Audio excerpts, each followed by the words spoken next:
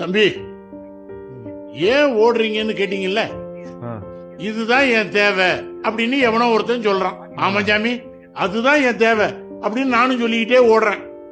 எது என் தேவைன்னு தெரியாமலே ஓடிக்கிட்டு இருக்கிற முட்டாள்கள் கூட்டத்துல நானும் ஒருத்தன். இவ்வளவு எதுக்கு தம்பி?